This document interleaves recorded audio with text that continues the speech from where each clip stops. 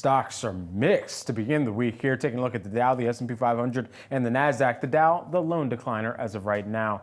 And it's coming off of the worst week in 2 months here. So joining me now, we've got Jeremy Bryan, Gradient Investment Senior Portfolio Manager.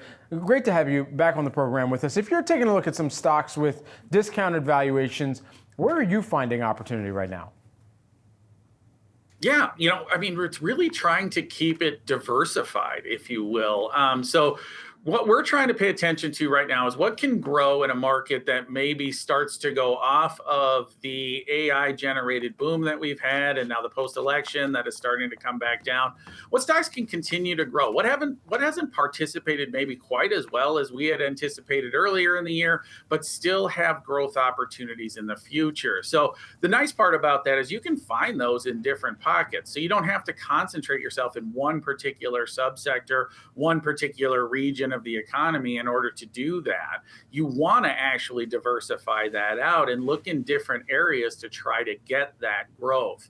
But there are some opportunities out there for things that, frankly, have had some difficult times over the past few months, but we still see as opportunistic going forward.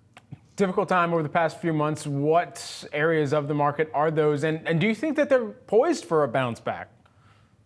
Yeah, I'll start with the consumer side, and the consumer side being a restaurant. A company that we're pretty interested in is Wendy's. From a particular perspective of it's about as cheap as it's been over the last 10 years. Now, the numbers haven't been quite as good. The comp growth has really slowed down here a little bit. But even if you think that starts to stabilize going forward, we're talking about a very high dividend yield stock that is a franchise model, so the margins are good. It's a pretty good model to have going forward for opportunistic, just to kind of continue to block and tackle and getting a multiple that's much cheaper now than it's been. Okay, and the other side of that argument. Oh, go ahead. I'm sorry. No. You were going exactly what I was going to ask. Yeah, the other side of that would be something like a Coke, right? Which is down over 10% here just in the last month or so.